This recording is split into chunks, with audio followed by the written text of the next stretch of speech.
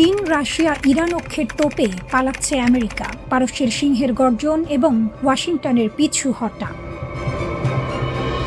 মধ্যপ্রাচ্যের মরুভূমিতে এখন আর মার্কিন সাম্রাজ্যের একচ্ছত্র দাপট নেই। সেখানে এখন শুধু পারস্যের সিংহের গর্জন। চীন, রাশিয়া আর ইরানের ত্রিমুখী শক্তিতে মধ্যপ্রাচ্যের ভূ রাজনীতিতে নেমে এসেছে এক মহাপ্রলয়। যে ওয়াশিংটন এতকাল এই অঞ্চলে ছড়িয়ে ঘুরিয়েছে, তারা এখন তল্পিতল্পা গুটিয়ে পালাতে বাধ্য হচ্ছে। তেহরানের হুঙ্কারে কাঁপছে তেল আবিব থেকে ওয়াশিংটন। বছরের পর বছর ধরে গড়ে ওঠা এক অভেদ্য দেয়াল এখন আমেরিকার সামনে দাঁড়িয়ে। এই দেয়ালের নাম চীন, রাশিয়া, ইরান অক্ষ।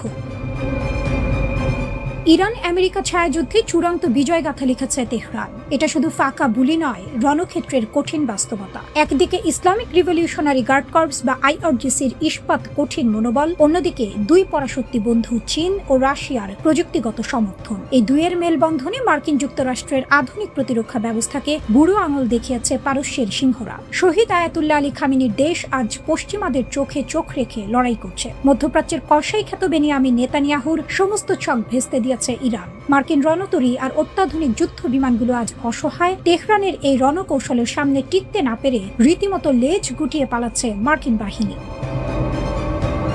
পুতিনের বন্ধুত্ব, রাশিয়ার MI হেলিকপ্টার চুক্তি। রুশ প্রেসিডেন্ট ভ্লাদিমির পুতিন যে ইরানের কত বড় বন্ধু তার প্রমাণ এবার প্রকাশ্য। শুধু মুখের কথা নয়, রাশিয়া ও ইরানের বন্ধুত্ব এখন রূপ নিয়েছে সামরিক ও কৌশলগত চুক্তিতে। মস্কোতে আনুষ্ঠানিকভাবে একটি বড় চুক্তি সই করেছে ইরানের রেড ক্রিসেন্ট এবং রুশ প্রতিনিধি দল। চুক্তি অনুযায়ী রাশিয়ার কাছ থেকে 21টি অত্যাধুনিক MI হেলিকপ্টার কিনতে যাচ্ছে তেহরান।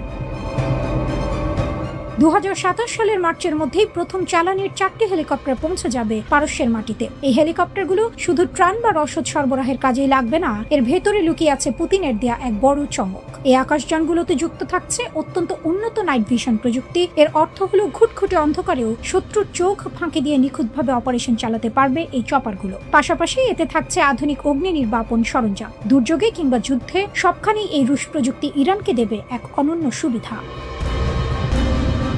বেজিং তেহরান অক্ষ, চীনের দীর্ঘমেয়াদী বাজি। শুধু রাশিয়া নয়, চীনকে নিয়েও সমান আত্মবিশ্বাসী তেহরান। ইরানের সংসদ স্পিকার মোহাম্মদ বাঘের গালিবাফ স্পষ্ট ভাষায় হুঙ্কার ছেড়েছেন। তিনি বলেছেন, তেহরান কেবল চীনের একজন সাধারণ বাণিজ্যিক গ্রাহক নয়, ইরান হলো চীনের একটি পূর্ণাঙ্গ, নির্ভরযোগ্য এবং দীর্ঘমেয়াদী অংশীদার। বেজিংকে এটা বিশ্বাস করতে হবে যে ভবিষ্যতের যে কোনো আঞ্চলিক বা আন্তর্জাতিক জোটে এই দুই দেশ একসঙ্গে নেতৃত্ব দেবে। নতুন কোনো বিশ্ব ব্যবস্থা বা ব্লক তৈরি হলে চীন ও ইরান হবে তার অপরিহার্য সদস্য। ইরানি নীতি নির্ধারকদের মতে বৈশ্বিক রাজনীতিতে ক্ষমতার ভারসাম্য বজায় রাখতে বেইজিং এক গুরুত্বপূর্ণ ভূমিকা পালন করছে। মার্কিন যুক্তরাষ্ট্রের একতরফা নিষেধাজ্ঞা ওসব এখন কেবলই কাগজের বাগ। চীন ও ইরান সই করেছিল এক যুগান্তকারী 25 বছর মেয়াদী ব্যাপক কৌশলগত অংশীদারিত্ব চুক্তি। এই একটি চুক্তি আন্তর্জাতিক রাজনীতির মোড় ঘুরিয়ে দিয়েছে। রাজনীতি, সংস্কৃতি, নিরাপত্তা, প্রতিরক্ষা থেকে শুরু করে আঞ্চলিক সহযোগিতা, সব ক্ষেত্রেই দুই দেশের দীর্ঘমেয়াদী ফ্রেমওয়ার্ক তৈরি হয়ে গেছে এই চুক্তির মাধ্যমে।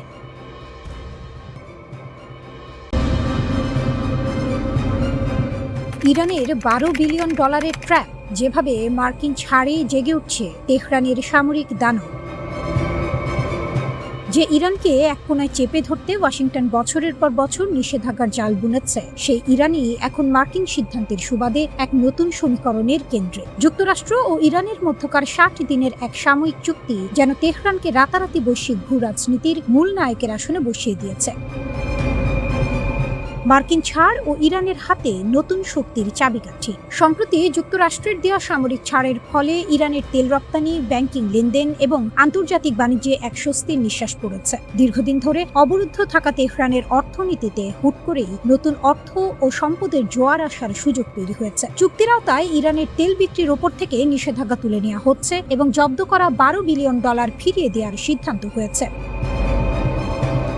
বিশ্লেষকদের মতে এই অর্থ সরাসরি ইরানের প্রতিরক্ষা খাতে এক বিশাল বুস্টার ডোজ হিসেবে কাজ করবে। সামরিক বিশেষজ্ঞদের মতে এই বিপুল অর্থ হাতে পাওয়ার পর ইরানের মূল লক্ষ্য হবে নিজেদের সবচেয়ে বড় দুর্বলতা ঢেকে ফেলা। সাম্প্রতিক সংঘাতগুলোতে দেখা গেছে ইরানের আকাশ প্রতিরক্ষা ব্যবস্থা বেশ ভঙ্গুর, আর এই দুর্বলতার সুযোগ নিয়ে ইসরায়েল ও যুক্তরাষ্ট্র বিভিন্ন সময় ইরানের সামরিক স্থাপনা, ক্ষেপণাস্ত্র ঘাঁটি এবং অস্ত্র তৈরির কারখানায় অনায়াসে হামলা চালাতে পেরেছে।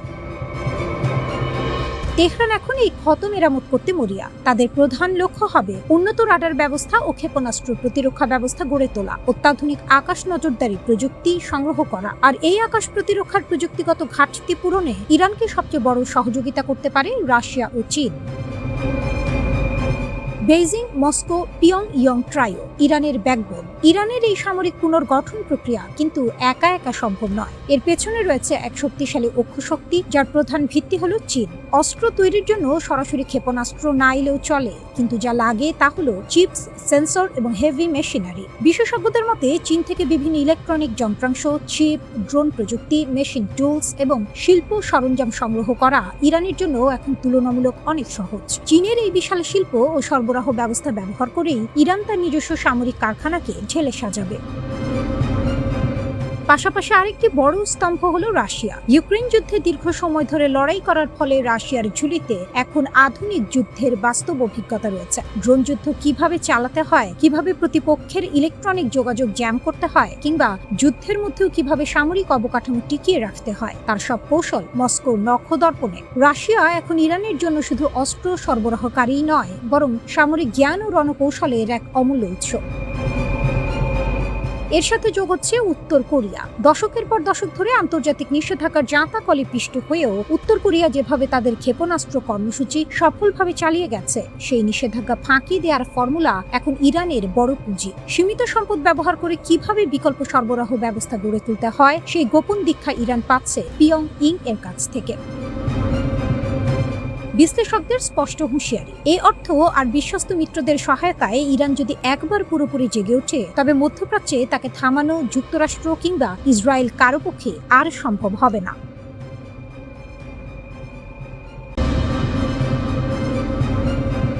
মধ্যপ্রাচ্যের উত্তপ্ত মাটিতে আবারও নতুন খেলার ইঙ্গিত। নীরবতার আড়ালে চলছে গোপন লেনদেন, আর সেই গল্পে উঠে আসছে এক অদম্য শক্তির নাম ইরান। পশ্চিমা গণমাধ্যমের দাবি, রাশিয়া নাকি গোপনে ইরানকে ভয়ঙ্কর মারণাস্ত্র সরবরাহের ছক কষছে। কিন্তু এখানে গল্পটা শুধু অস্ত্রের নয়, এটা শক্তির ভারসাম্য বদলে দেওয়ার গল্প। নদীর স্রোত বুঝে নৌকা চালানো, এই পুরনো বাগধারাকে যেন বাস্তবে রূপ দিচ্ছে তেহরান। ব্রিটিশ গণমাধ্যম দ্য ইকোনমিস্টের হাতে আসা এক গোপন নথির বরাতে বলা হয়েছে, রাশিয়ার সামরিক গোয়েন্দা সংস্থা GRU একটি 10 পৃষ্ঠার পরিকল্পনা তৈরি করেছে। সেই পরিকল্পনায় ইরানকে প্রায় 5000 স্বল্প পাল্লার ফাইবার অপটিক ড্রোন এবং দীর্ঘ পাল্লার স্যাটেলাইট চালিত ড্রোন দেওয়ার কথা বলা হয়েছে। কিন্তু এই ড্রোন কোনো সাধারণ অস্ত্র নয়, এগুলো যেন নীরব ঘাতক। চোখে চোখ যায় না, কিন্তু আঘাত করে নিখুঁতভাবে। বিশেষজ্ঞদের মতে এই ফাইবার অপটিক ড্রোন প্রযুক্তি যুদ্ধের খেলার নিয়মই বদলে দিতে পারে, কারণ এগুলো রেডিও সিগন্যালের উপর নির্ভর করে না। চিকন তারের মাধ্যমে নিয়ন্ত্রিত হয়, এগুলোকে জ্যাম করা বা মাঝপথে থামানো প্রায় অসম্ভব। চোর পালালে বুদ্ধি বাড়ে, কিন্তু এখানে প্রতিপক্ষের সেই সুযোগটুকুও নেই। ইউক্রেন যুদ্ধক্ষেত্রে এই প্রযুক্তির কার্যকারিতা প্রমাণ করেছে রাশিয়া, আর এখন সেই শক্তি যদি ইরানের হাতে যায়, তবে তা হবে আগুনে ঘি ঢালার মতো। আর এখানেই ইরানের আসল শক্তির প্রকাশ। তারা শুধু অস্ত্র নিচ্ছে না, তারা ভবিষ্যতের যুদ্ধের ভাষা শিখছে। তারা প্রস্তুত হচ্ছে এমন এক লড়াইয়ের জন্য যেখানে প্রযুক্তি হবে শেষ কথা, যার হাতে লাঠি তারই মাটি। এই প্রবাদকে নতুন রূপ দিচ্ছে তেহরান, যেখানে লাঠির জায়গা নিয়েছে অত্যাধুনিক ড্রোন। প্রতিবেদনে আরও উঠে এসেছে এক চমকপ্রদ পরিকল্পনা। এই ড্রোন পরিচালনার জন্য দক্ষ অপারেটর তৈরি করতে চায় মস্কো। রাশিয়ায় অধ্যয়নরত প্রায় 10,000 ইরানি শিক্ষার্থী এবং সিরিয়ায় আলাউইত সম্প্রদায় থেকে অনুগতদের বেছে নিয়ে প্রশিক্ষণ দেওয়ার কথা বলা হয়েছে। এ যেন এক ঢিলে দুই পাখি, অস্ত্র দেয়া আবার তা চালানোর হাতও গড়ে তোলা। যদিও এখনো নিশ্চিত নয় এই ড্রোনগুলো ইতিমধ্যেই ইরানে পৌঁছেছে কিনা, তবে লেবাননের হিজবুল্লাহর হাতে এই প্রযুক্তির উপস্থিতির আভাস বিশ্লেষকদের চোখে ধোঁয়ার মতো ভাসছে। আর সবাই জানে, যেখানে ধোঁয়া সেখানে আগুন। এই সমীকরণে ইরান শুধু একজন খেলোয়াড় নয়, সে হয়ে উঠছে খেলাটির নিয়ন্ত্রক। ডোনাল্ড ট্রাম্পের সময় ইরানের গুরুত্বপূর্ণ স্থাপনায় হামলার আশঙ্কা যে ছায়া ফেলাচ্ছিল, তা এখন নতুন এক বাস্তবতায় রূপ নিচ্ছে। সে অভিজ্ঞতা থেকেই তেহরান শিখাচ্ছে, সময় থাকতে বাঁশ না কাটলে ঝড়ে ঘর ভাঙে। রাশিয়া ও ইরানের এই সম্ভাব্য সামরিক সহযোগিতা আসলে একটি বড় বার্তা বহন করছে। এটি শুধু অস্ত্রের লেনদেন নয়, এটি এক ধরনের কৌশলগত জোট, যা মধ্যপ্রাচ্যের শক্তির মানচিত্র নতুন করে আঁকতে পারে। আজকের এই বিশ্বে যেখানে প্রতিটি আকাশপথ নজরবন্দি, প্রতিটি সমুদ্রপথ ঝুঁকিপূর্ণ, সেখানে ইরান নিজেকে গড়ে তুলছে এক অদম্য প্রতিরোধ শক্তি হিসেবে। তারা জানে মাথা নত করলে আঘাত বাড়ে, তাই তারা মাথা তুলে দাঁড়িয়েছে।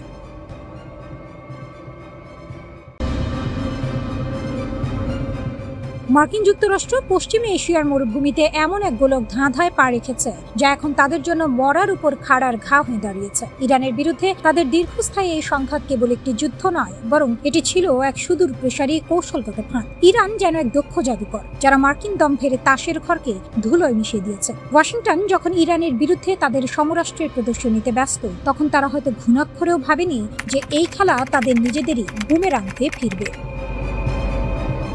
তেহরানের অদম্য প্রতিরোধ ওয়াশিংটনকে বাধ্য করেছে তাদের মূল্যবান ও দুর্লভ গোলাবারুদের ভান্ডার নিঃশেষ করতে। কেবল ৩৯ দিনের সংক্ষিপ্ত সময়ে মার্কিন বাহিনী যে পরিমাণ Patriot interceptor, Tomahawk cruise missile এবং SM-6 সিস্টেম ব্যবহার করেছে তা মার্কিন প্রতিরক্ষা কাঠামোর মেরুদণ্ড কাঁপিয়ে দিয়েছে। বিশেষজ্ঞরা বলছেন, মার্কিন বাহিনীর এই অতি উৎসাহী গোলাবারুদ ব্যবহার এখন তাদের অস্তিত্ব সংকটের মুখে ফেলেছে। ইরান কেবল মার্কিন প্রতিরক্ষা ব্যবস্থাকে চ্যালেঞ্জ করেনি, বরং তাদের অর্থনৈতিক ও সামরিক সক্ষমতার হাটে হাঁড়ি ভেঙে দিয়েছে। ইরানকে পরাস্ত করার নেশায় ওয়াশিংটন যখন তাদের মজুত করা গোলাবারুদের অর্ধেকই খরচ করে ফেলেছে, তখন এটি স্পষ্ট যে তারা যুদ্ধের ময়দানে জয়ী হওয়ার বদলে নিজেদেরই সর্বশান্ত করছে। ইরান এখানে নায়ক, কারণ তারা মার্কিন শক্তির অপচয় ঘটিয়ে বিশ্বকে দেখিয়ে দিয়েছে যে পরাশক্তির দম্ভ কত দ্রুত ধূলিসাৎ হতে পারে। এদিকে প্রশান্ত মহাসাগরীয় অঞ্চলে চীনের উত্থান এখন মার্কিনীদের জন্য আগুনে ঘি ঢালার মতো পরিস্থিতি তৈরি করেছে। একদিকে মধ্যপ্রাচ্যে ইরানের সাথে লড়তে গিয়ে ওয়াশিংটনের হাত খালি, অন্যদিকে দক্ষিণ চীন সাগরে চীনের দাপট। বাতিখাতান 2026 মহড়া চলাকালীন চীনের লিনন ক্যারিয়ার স্ট্রাইক গ্রুপের উপস্থিতি এবং টাইপ 055 ডেস্ট্রয়ারের মহড়া যেন মার্কিনীদের জন্য এক দুঃস্বপ্ন। এই টাইপ 055 রণতরী এখন এশিয়ার বৃহত্তম ভাসমান অস্ত্রাগার, যা মার্কিন এয়ারক্রাফট ক্যারিয়ারের জন্য এক মরণ ফাঁদ। খবর উঠেছে বেজিং তাদের YJ-20 হাইপারসনিক মিসাইল মহড়ায় ব্যবহার করেছে, যার গতি শব্দের চেয়ে 6 গুণ বেশি। এই মিসাইল মার্কিনীদের ঘুম কেড়ে নিয়েছে, কারণ এর পাল্লায় থাকা যে কোনো লক্ষ্যবস্তু মুহূর্তের মধ্যে ভস্মীভূত হতে পারে।